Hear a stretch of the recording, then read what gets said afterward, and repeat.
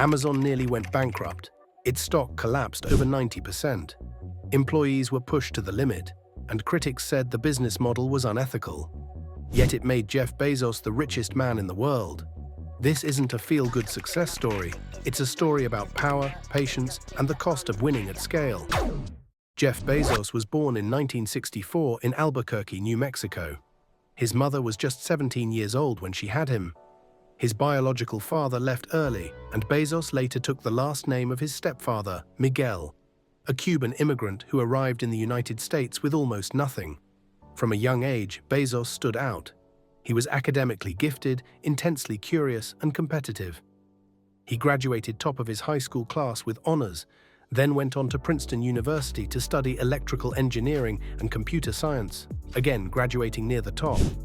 After college, Bezos did exactly what someone with his resume was supposed to do. He went to Wall Street. High pay, prestige, stability. By his early 30s, he was already a senior vice president at a powerful investment firm. He had won, at least by conventional standards. Then he noticed one number. The internet was growing at 2,300% per year. That number wouldn't leave him alone. In 1994, Bezos made a decision that looked irrational. He quit his job, packed his car, and drove across the country to Seattle with his wife, Mackenzie Scott. There was no product yet, no customers, no safety net. He started Amazon in a garage as an online bookstore. Not because he loved books, but because books were the easiest product to scale online. Amazon's first investment didn't come from venture capitalists. It came from his parents. And before they invested, Bezos warned them plainly. There was a 70% chance they would lose everything. Amazon launched in 1995. It lost money immediately. Critics dismissed it as a novelty, just another dot-com experiment operating out of a garage. By 1996, revenue hit $15.7 million. Impressive growth, still deeply unprofitable. In 1997, Amazon went public at $18 a share, raising $54 million. Bezos wasn't raising money to look good. He was buying time. That time mattered. During the dot-com boom, Amazon's stock exploded past $100 per share. On paper, Bezos became a billionaire before turning 36. Then everything collapsed. When the dot-com bubble burst, Amazon was nearly wiped out.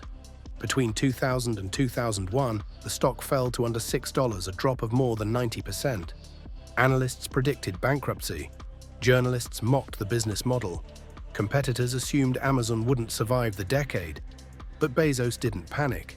Instead of chasing short-term profits to please Wall Street, Amazon doubled down.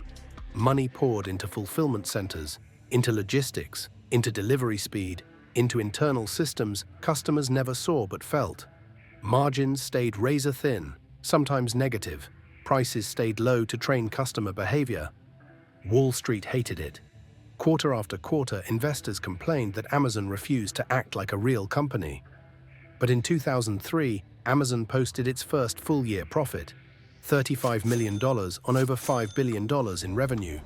Tiny, but real. The point wasn't the profit, it was proof the engine worked. Then, almost unnoticed, Amazon made its most important move. In 2006, the company launched Amazon Web Services. AWS let companies rent computing power instead of building their own servers. No hardware, no massive upfront costs. Just scale on demand. Startups adopted it first, then corporations, then governments.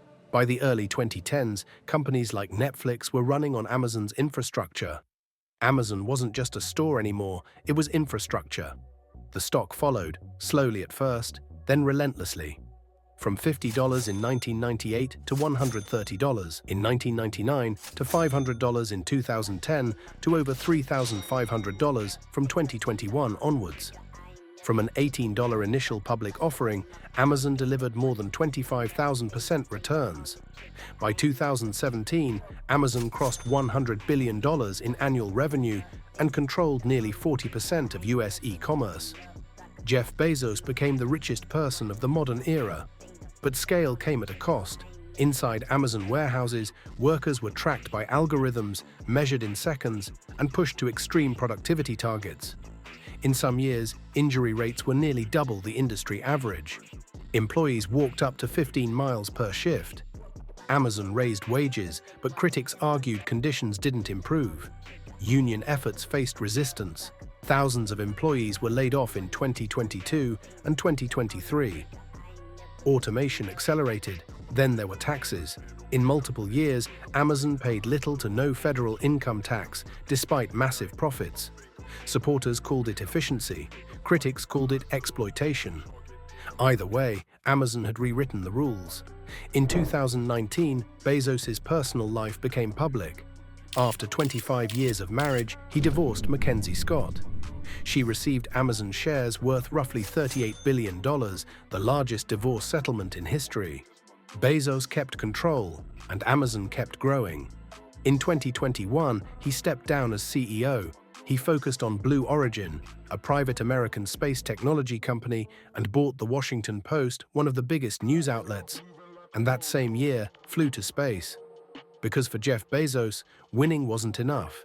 He wanted permanence. To some, he's a visionary. To others, a symbol of unchecked corporate power. But one thing is undeniable. Amazon didn't win by being loved. It won by becoming unavoidable. Amazon took 8 years to post its first full-year profit.